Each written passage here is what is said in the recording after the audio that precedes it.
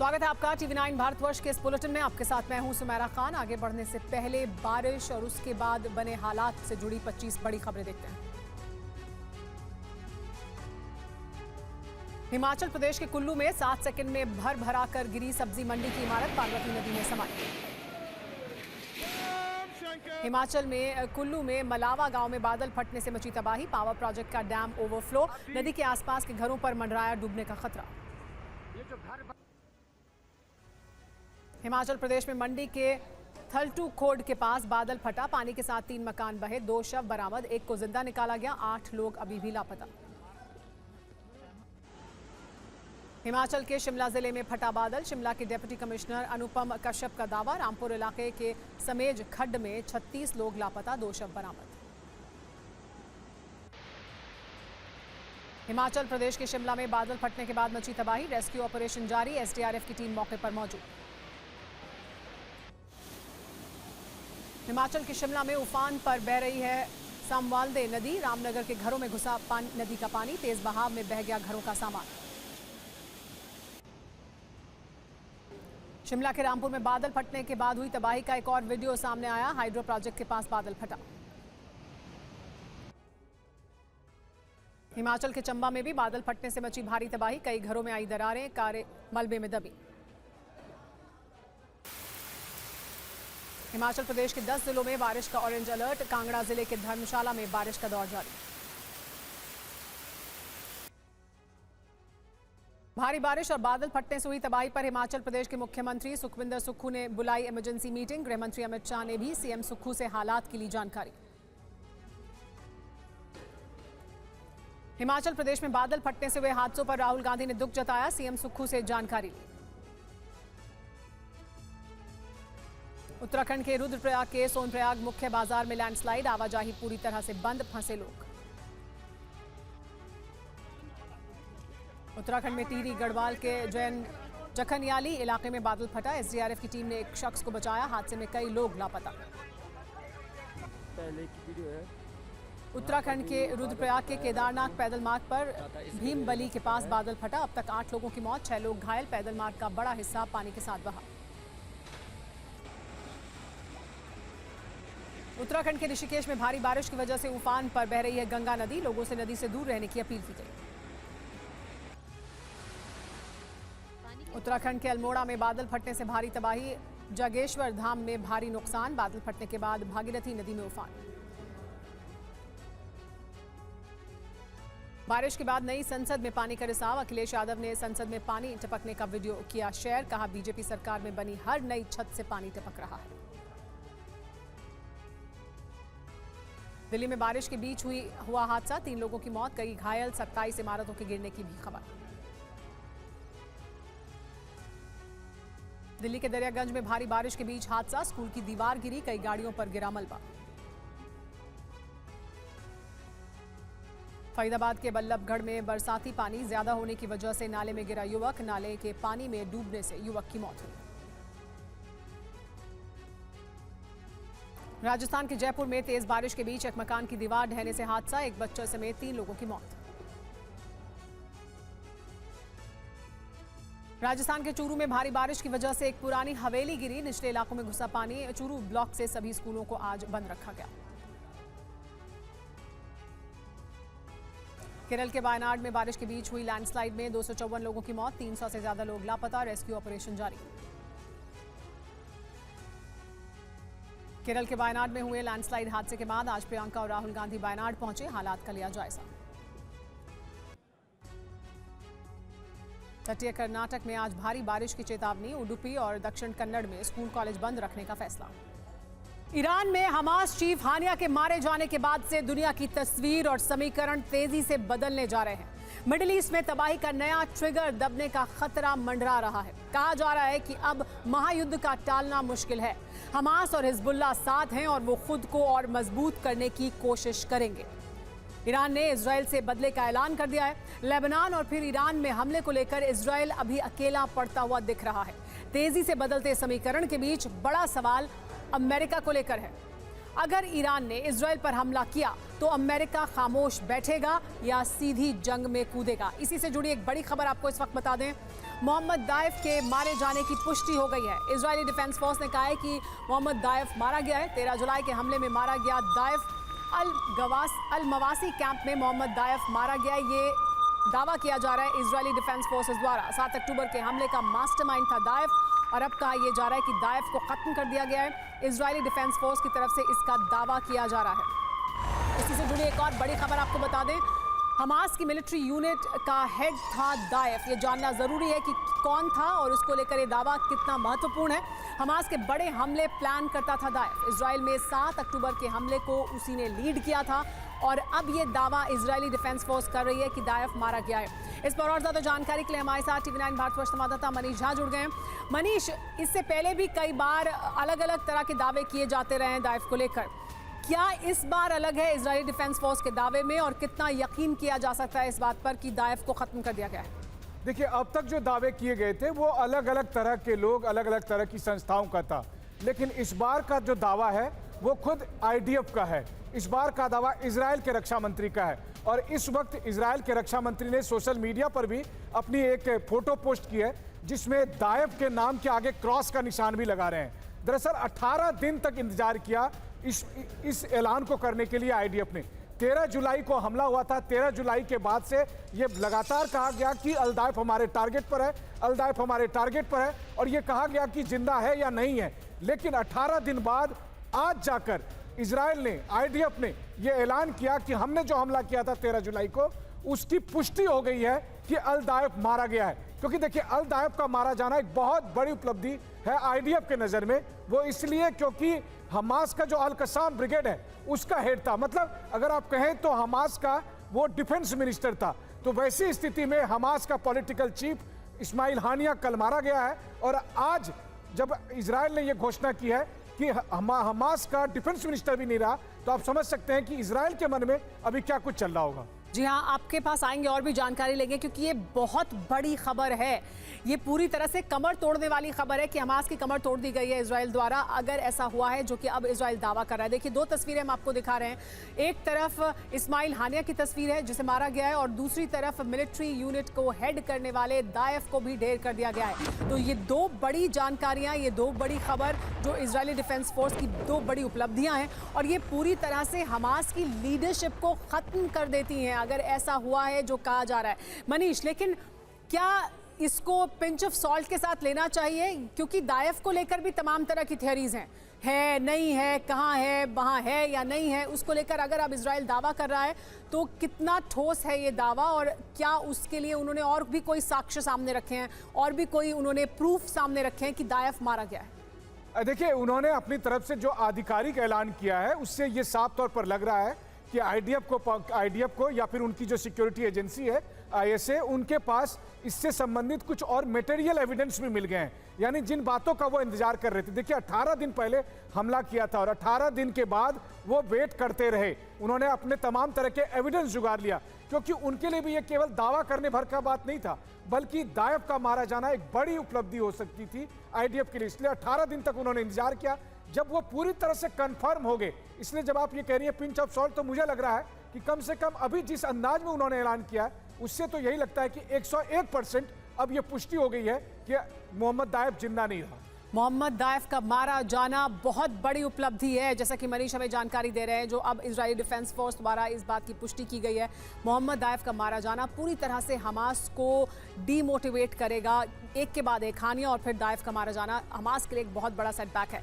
Tehran में Hamas chief Ismail हानिया का मारा जाना अरब में महाविध्वंस की वजह बन सकता है, क्योंकि हमास के प्रमुख हानिया बतौर मेहमान ईरान की राजधानी तेहरान पहुंचे थे। नए राष्ट्रपति के शपथ ग्रहण समारोह में शामिल होने के लिए गए थे, मगर इजराइल ने तेहरान के हाई सिक्योरिटी जोन में मिसाइल हमले के जरिए इस्माइल हानिया को मौत के घाट उतार दिया। ऐसे में अब ईरान भड़का हुआ है। तेहरान में हानिया की मौत होने के बाद ईरान को कटघरे में खड़ा किया जा रहा है। ऐसे में सवाल खड़ा होता है कि अब ईरान क्या करेगा।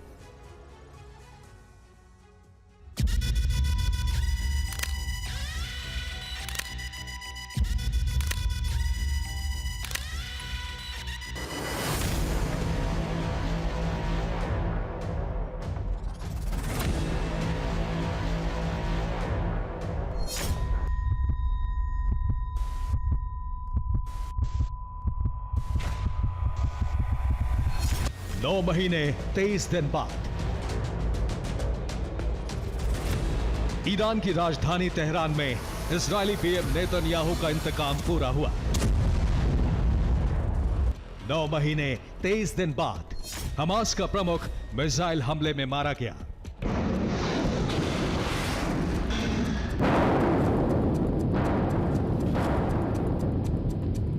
और ठीक 9 महीने 23 दिन बाद इजरायल ने हमास चीफ को मौत के घाट उतारकर 7 अक्टूबर 2023 वाले हमले का बदला पूरा किया।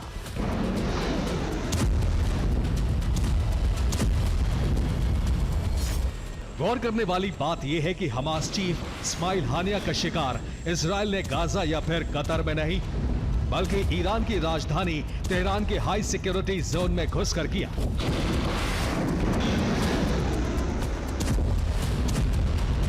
प्रेसिडेंट हाउस से महज चंद मीटर की दूरी पर मौजूद आईआरजीसी के वॉर वेटरन गेस्ट हाउस में किया, वो भी उस वक्त जब तेहरान के सुरक्षा घेरे को अभेद्य बनाया गया था।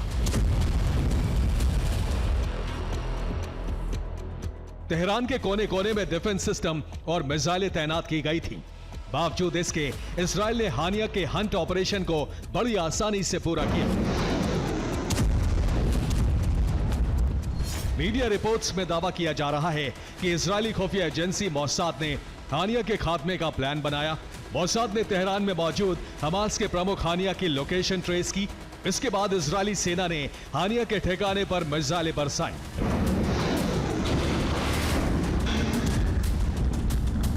ऐसे में सवाल खड़ा होता है कि ईरान की राजधानी तेहरान के सबसे सुरक्षित ठिकाने या फिर सेफ जोन में हानिया पर हमला कैसे हुआ?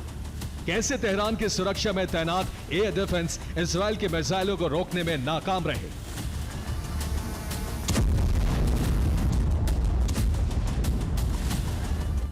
तो आपको बता दें कि मोसाद और इजरायली सेना ने हानिया के हंट ऑपरेशन का ऐसा विध्वंसक प्लान बनाया जिसे तोड़ पाना तो छोड़िए, उसकी भनक तक ईरान की खुफिया एजेंसी और आईआरजीसी को नहीं लगी।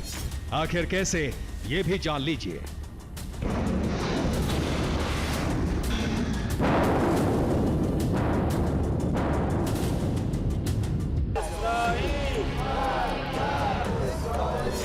गाजा पर हमले से पहले इजरायली पीएम नेतन्याहू ने हमास के खात्मे की सौगंध खाई थी, लेकिन बेंजामिन का यह प्रण अब पूरा होने के बजाय पहले से ज्यादा चुनौतीपूर्ण होता जा रहा है, क्योंकि एक तरफ गाजा में आईडीएफ ताबड़तोड़ हमले कर रही थी, जिससे इजरायल के खिलाफ ग्लोबल विरोध बढ़ता जा रहा था। वहीं कुछ मीडिया रिपोर्ट्स में यह दावा किया जा रहा था कि हमास की टॉप लीडरशिप गाजा से फरार हो चुकी है, वो अरब के देशों को अपना खुफिया ठिकाना बना चुकी है। और उन्हीं में से एक था इस्माइल हानिया, जो हमास की राजनीतिक विंग का प्रमुख था। मगर जैसे ही हानिया के तेहरान पहुंचने की खबर मोसाद को लगी, फौरन हानिया के खात्मे का प्लान तैयार किया गया। और ईरान के नए राष्ट्रपति मसूद पेजेश्कियान के शपथ ग्रहण समारोह के ठीक 10 घंटे बाद प्रेसिडेंट हाउस से 100 मीटर दूर मौजूद वॉर वेटरन के गेस्ट हाउस में हानिया को मिसाइल हमले में ढेर कर दिया गया।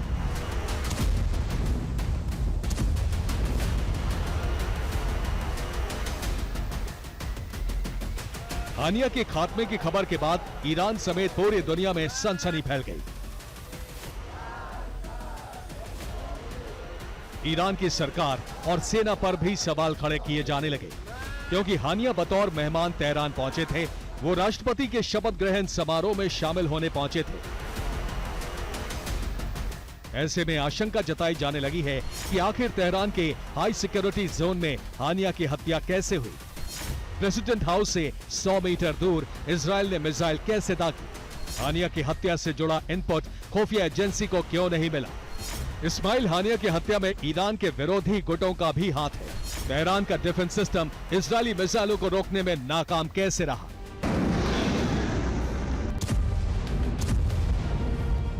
हालांकि हानिया की मौत के बाद ईरान ने इजरायल के खिलाफ जंग का ऐलान कर दिया है। इतना ही नहीं, ईरान के कौम शहर में मौजूद जामकरन मस्जिद पर ईरान ने लाल झंडा भी फहराया। जो सीधे सीधे महायुद्ध का सूचक है। वहीं हमास चीफ हानिया की बात के बाद अरब में महाजंग की भी चिंगारी भड़क सकती है और इसके संकेत अलग अलग देशों और संगठनों के बयानों से मिल रहे हैं। दरअसल हानिया की बात की बड़ी कीमत इजराइल को चुकानी होगी। हमास चीफ हानिया पर हुए कायरतापूर्ण हमले का बदला लेंगे। इजराइल ने गाजा जंग को अरब में फैलाने की कोशिश कर दी है। हमास के प्रमुख हानिया की मौत बिल्कुल स्वीकार नहीं है। जिस तरह हानिया की हत्या हुई, हम उसका विरोध करते हैं। रूस, चीन, तुर्की के साथ ईरानी प्रॉक्सी भी अब इजराइल के खिलाफ खड़े हो चुके हैं। हालांकि अमेरिका ने फिर ऐलान किया है कि वो हर हाल में इजराइल की सुरक्षा करेगा।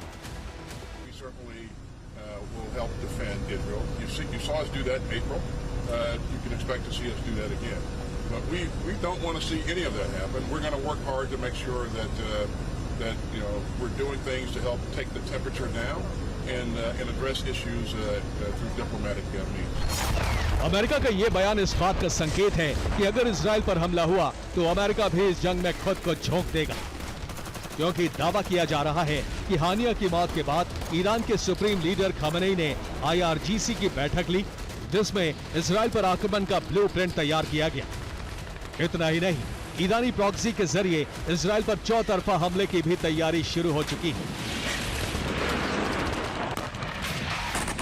मतलब ये है कि हानिया को लेकर अरब में महायुद्ध की बिसात बिछ चुकी है। अब ये देखना होगा कि ईरान कैसे पलटवार करता है। Bureau report, TV9 Bharatvarsh. Iran के हमले पर इस वक्त की बड़ी खबर आ रही है। पेंटागन की रिपोर्ट से बहुत बड़ी जानकारी सामने आई है। 72 घंटे के अंदर इजराइल पर बड़ा हमला होगा। ईरान और उसके प्रॉक्सी कर सकते हैं ये हमला, ये कहा जा रहा है। इस रिपोर्ट के आधार पर ईरान की धमकी के बीच इजराइल पर इस तरह के हमले की जानकारी सामने आ रही है। ईरान और उसके प्रॉक्सी ये हमला कर सकते हैं, अमेरिका की ये रिपोर्ट है। ईरान की धमकी के बीच इजराइल का पलटवार भी देखने को मिला है। दर्जनों फाइटर जेट, ड्रोन जवाब देने को तैयार है। इजरायली डिफेंस फोर्स ने इसकी जानकारी दी। हमले के जवाब के लिए हर वक्त तैयार है इजरायली डिफेंस फोर्स। हर खतरे से हम निपट सकते हैं, कहा है इजरायली डिफेंस फोर्स ने।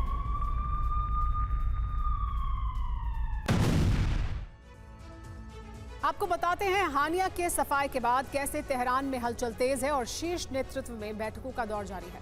ईरान की प्रतिशोध प्रतिज्ञा सामने आ चुकी है। खामेनेई ने सुरक्षा परिषद की बैठक बुला ली है। खामेनेई के द्वारा ये बैठक बुलाई गई है और ये बहुत अहम बैठक है। खामेनेई ने सुरक्षा परिषद की बैठक की है और ईरानी रेवोल्यूशनरी गार्ड के सदस्य भी इस बैठक में मौजूद थे, ये जानकारी मिल रही है।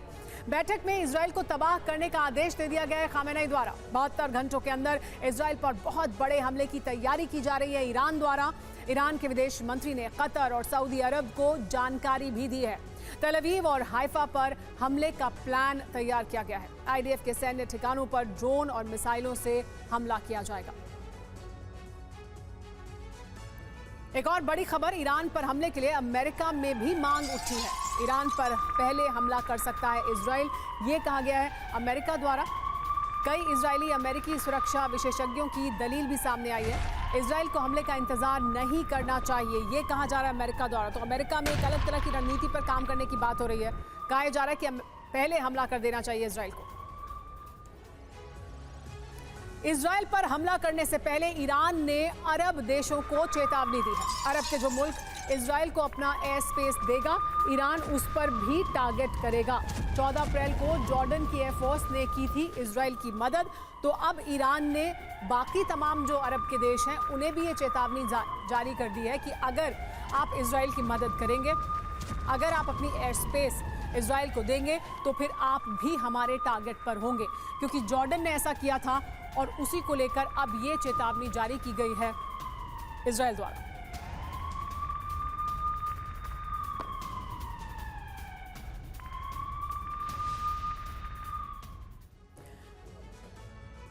अब आपको 5 चरणों के जरिए बताते हैं कि ईरान इजराइल पर कैसे हमले करेगा और इन हमलों के परिणाम क्या होंगे। अब ईरान की बारी है। विध्वंस की तैयारी भी कर ली गई है। ईरानी हमले के 5 संभावित चरण हो सकते हैं। पहला चरण, इजराइल पर मिसाइल स्ट्राइक की जाए, सैन्य ठिकानों पर मिसाइल दागेगा ईरान। सीरिया और इराक में US ठिकानों पर भी हमले करेगा। इसके बाद दूसरा चरण होगा। दूसरे चरण में इजराइल की घेराबंदी करके ईरानी प्रॉक्सी गाजा की तरफ से हमास की रॉकेट स्ट्राइक हो सकती है, लेबनान की तरफ से हिजबुल्लाह के हमले हो सकते हैं, वेस्ट बैंक और गोलान हाइट्स की तरफ से भी हमले किए जाएंगे। इसके बाद तीसरा चरण होगा। तीसरे चरण में लाल सागर में हूती हमले करता रहेगा, पश्चिमी देशों के जहाजों पर ज्यादा हमले होंगे, इजरायली शहरों पर भी मिसाइल दागेगा हूती। इसके बाद चौथा चरण, ईरान को रोकने को इजराइल का ये एटमी अटैक हो सकता है।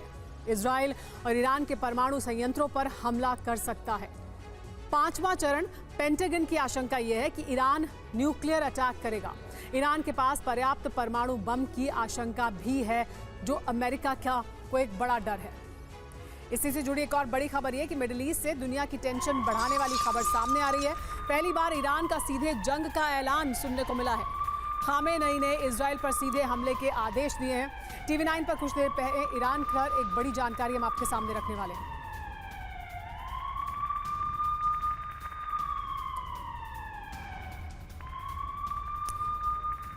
एक और बड़ी जानकारी अरब में जो हालात बन रहे हैं उससे जुड़ी हुई। इजराइल से बदले के लिए ईरान ने पहला कदम उठाया है। ईरान ने UNSC में इजराइल को गुनाहगार बनाने की चाल चली है। इजराइल के खिलाफ ज्यादातर देशों को साथ लाने की कोशिश की जाएगी। 14 अप्रैल के हमले से पहले भी ईरान ने ऐसा ही किया था। ये अपराध अलग नहीं है, बल्कि क्षेत्र के अन्य देशों के खिलाफ इजराइल के आक्रामक कार्यों और नीतियों के व्यापक पैटर्न का हिस्सा है। यह हमला अमेरिका की अनुमति और खुफिया सहायता के बिना नहीं हो सकता था। ईरान इस भयानक आतंकवादी कृति की कड़े शब्दों में निंदा करता है और इसे अंतर्राष्ट्रीय कानून और संयुक्त राष्ट्र के चार्टर का सबसे गंभीर मानता है। ईरान इस आतंकवादी और आपराधिक कृति का निर्णायक जवाब देने के लिए अंतर्राष्ट्रीय कानून के अनुसार आत्मरक्षा के अपने अंतर्निहित अधिकार को सुरक्षित रखता है। इस्माइल हानिया की मौत के बाद इजराइल ईरान में तनाव बढ़ रहा है। एक बड़े टकराव की आशंका है। इस साल दूसरी बार है जब दोनों देशों के बीच विध्वंसक युद्ध के आसार बने हैं। हालात ऐसे हैं कि इजराइल 7 मोर्चों में घिर गया है, जबकि अमेरिका को अरब में अपने वर्चस्व को खत्म होने का खतरा लग रहा है। ईरानी प्रॉक्सी ने युद्ध का ऐलान कर दिया है। अब इजराइल की बारी है कि वो कैसे पलटवार करता है। अगर युद्ध हुआ तो इसका दायरा यूरोप, एशिया तक फैल सकता है, क्योंकि रूस, चीन युद्ध में उतर सकते हैं। अगर महाशक्तियों में टकराव हुआ तो ये तीसरे विश्व युद्ध की दस्तक भी हो सकती है।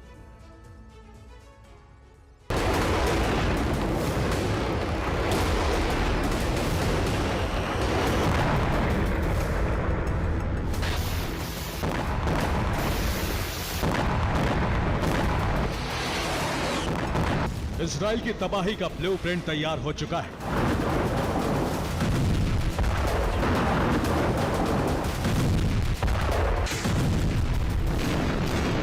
ईरान से फरमान जारी हो चुका है। अब अरब में आर पार की जंग के आसार बन रहे हैं।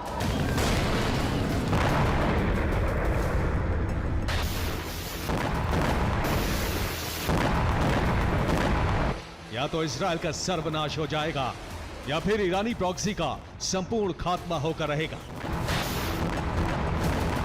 आखिर क्यों अरब सुलग रहा है? कभी भी एटमी ज़लज़ला आ सकता है। इन 2 तस्वीरों में इसका राज छिपा है। 10 घंटे में इजराइल ने अपने 2 दुश्मन मार गिराए हैं। हमास का चेयरमैन, पॉलिटिकल विंग का चीफ इस्माइल हानिया को ईरान में घुसकर खत्म किया, जबकि उससे 10 घंटे पहले हिजबुल्लाह के टॉप कमांडर फवाद शुक्र को मारा गया। फवाद शुक्र को बैरूत में और इस्माइल हानिया को तेहरान में खत्म किया गया।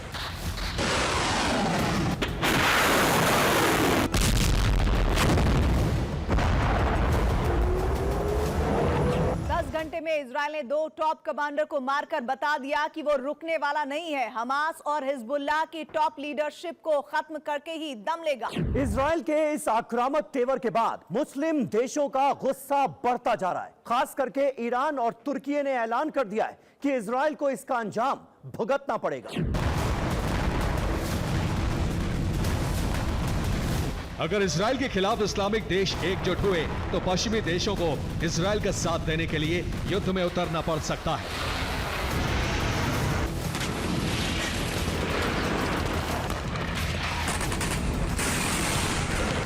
यानी अरब से तीसरे विश्व युद्ध की चिंगारी कभी भी ज्वाला में बदल सकती है।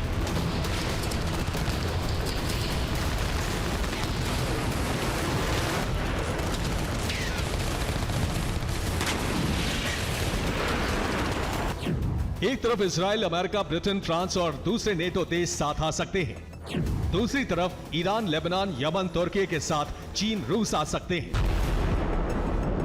यानी महाशक्तियां अरब में टकरा सकती हैं।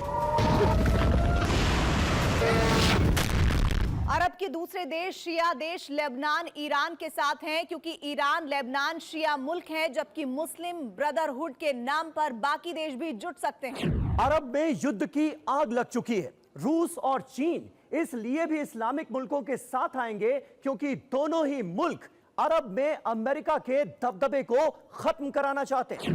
अगर इजराइल पर हमला हुआ तो उसकी रक्षा के लिए अमेरिका जरूर आएगा, लेकिन इजराइल को रॉकेट छोड़कर कूटनीति से इस मसले का हल करना चाहिए। ईरान पर हमला आतंकी हमला है और ईरान को इसका जवाब देने का हक है। रूस इंसाफ के लिए ईरान के हक में खड़ा है। इस बीच ईरानी प्रॉक्सी गुटों का खून उबाल मार रहा है।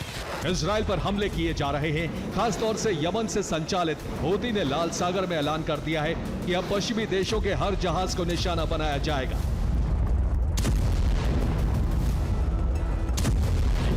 इसके अलावा सीरिया, इराक में अमेरिकी सैन्य ठिकानों पर हमले की तैयारी की जा रही है।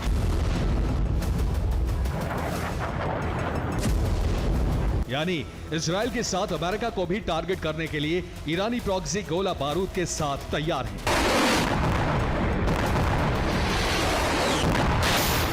इराकी मिलिशिया ग्रुप अल नुजमा ने कहा है हिजबुल्लाह की मदद के लिए अपने लड़ाके भेज रहा है, जिससे इजराइल पर भीषण हमले किए जा सके। इसी तरह दूसरे ईरानी प्रॉक्सी संगठन IRGC के फरमान का इंतजार कर रहे हैं। बस एक इशारा हो और इजराइल की घेराबंदी करके उसे बारूद का ज्वालामुखी बना दिया जाए। और अब बात बाढ़ बारिश के बाद बने हालात की।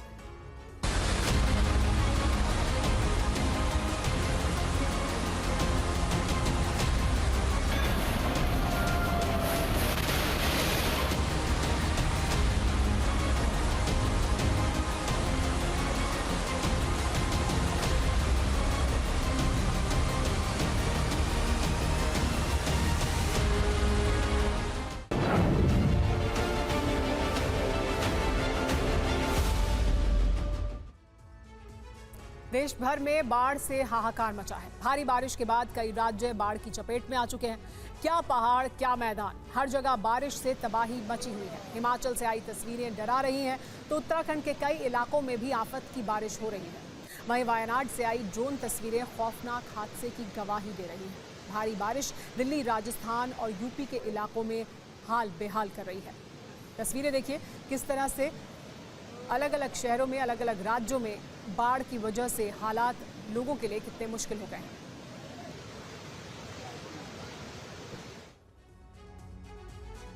हिमाचल के कई इलाकों में पिछले 24 घंटों में आसमानी आफत बरस रही है। बारिश के बाद बड़ी बड़ी इमारतों को भी बर्बाद कर दिया है। बयां नदी ने विकराल रूप धारण किया है। नदी का पानी रिहायशी इलाकों में तबाही मचाने को उतारू है। मंडी में आए सैलाब में ये इमारत देखते ही देखते जमींदोज हो गई। महज चंद सेकंड में पूरी इमारत भर भरा कर गिर गई और लोग देखते रह गए।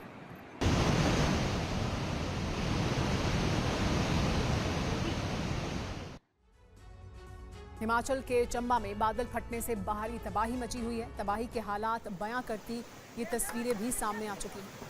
देखिए किस तरह की तस्वीरें सामने आई हैं। तबाही के हालात बयां कर रही हैं ये तस्वीरें। हिमाचल के चंबा की तस्वीरों में देखिए किस तरह से गाड़ी के चारों तरफ अब आप उसे पूरी तरह से मिट्टी में, मलबे में दबा हुआ देख सकते हैं। और इसी तरह के हालात चंबा के अलग अलग इलाकों में बने हुए हैं और बारिश अभी भी लगातार जारी है।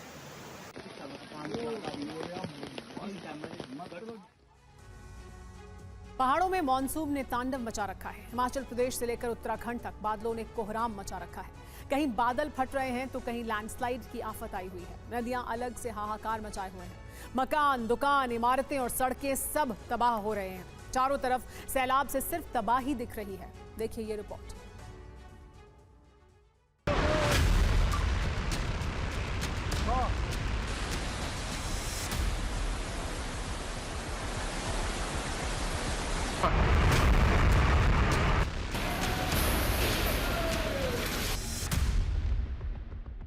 सभी लोगों से निवेदन है, मलाना डैम फट चुका है, कृपया नदी नालों से दूर जाएं। कहीं बादल फटा और बांध बेकाबू हो गया। सभी लोगों से निवेदन है, मलाना डैम फट चुका है, कृपया नदी नालों से दूर जाएं। कहीं बादल फटा और पुल बह गया। देखो गया ना पुल कहाँ गया वो? इधर जो पुल था कहाँ गया वो? गया वो नीचे को। भाई पुल ही पूरा गया। और सोलर वहाँ नीचे पहुँच गया देखो। कहीं सैलाब में जमींदोज हो गई इमारत।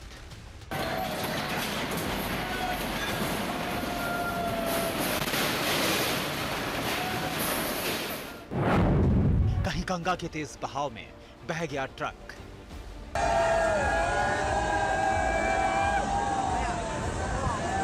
पहले भी 4 गाड़ियां बह चुकी है, 8-9 गाड़ियां बह चुकी है, सॉरी।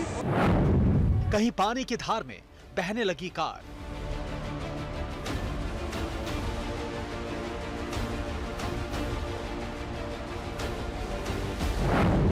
पहाड़ों में कैसा है यह आसमानी प्रहार।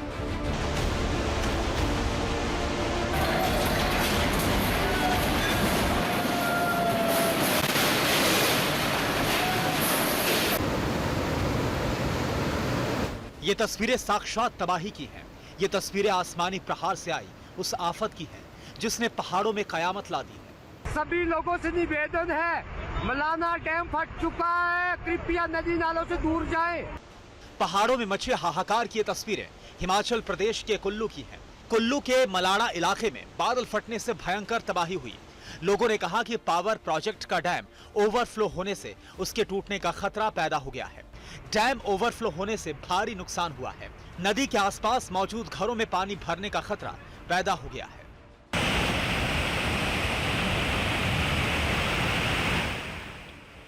कुल्लू के मणिकर्ण घाटी के तोश की पहाड़ियों में बादल फटे थे, जिसके बाद आए सैलाब में एक पुल बह गया था और 3 दुकानें भी बह गई थी। सारा गया देख लो आप अब घर से। हिमाचल के कई इलाकों में पिछले 24 घंटों में आसमान से वज्रपात हुआ। इस वज्रपात ने बड़ी बड़ी इमारतों को भी चकनाचूर कर दिया।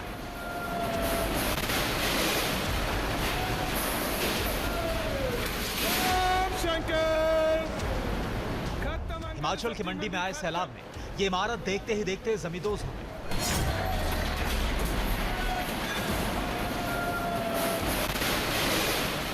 महज चंद सेकंड में पूरी इमारत भर भरा कर गिर गई और लोग देखते रह गए। एक दूसरे से गुहार लगाते रह गए। अपनी आंखों से इस विशाल इमारत को गिरते हुए देखते रहे।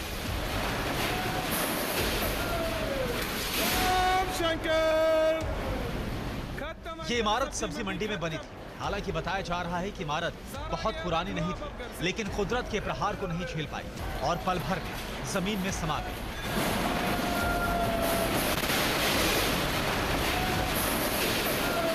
आसमान से प्रहार और सैलाब का अत्याचार हिमाचल से लेकर उत्तराखंड तक देखने को मिल रहा है। ये तस्वीरें उत्तराखंड के अल्मोड़ा की, जहां बादल फटने के बाद हाहाकार मच गया।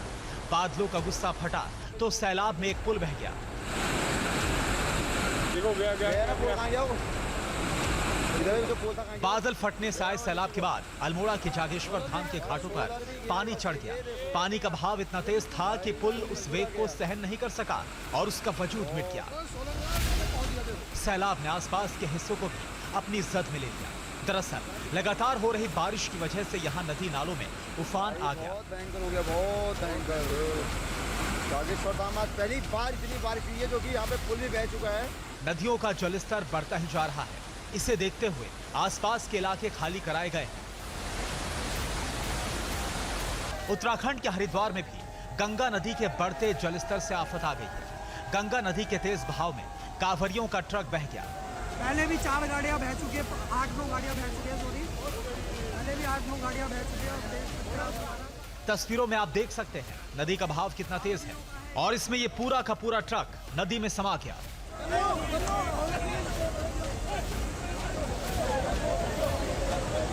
अब आपको उत्तराखंड के ही हल्द्वानी की तस्वीर दिखाते हैं। मूसलाधार बारिश की वजह से यहां मेथी शाह नाले में सैलाब आ गया। तेज बहाव में ये कार बहने लगी। पानी का बहाव इतना तेज था कि कार सवार 2 युवक भी उसमें फंस गए। हालांकि दोनों बाल बाल बच गए। Bureau report, TV9 Bharatvarsh.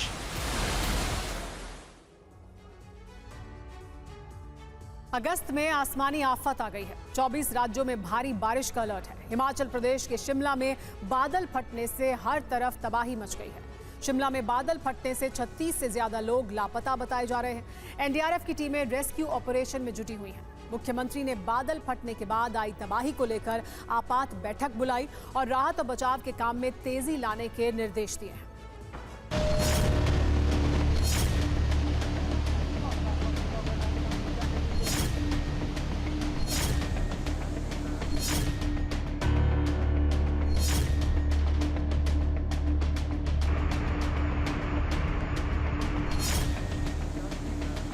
पिछले 24 घंटों में हिमाचल प्रदेश के कई हिस्सों में बादल फटने की घटनाएं हुई हैं। शिमला जिले में भी बादल फटे, जिसके बाद तबाही मच गई।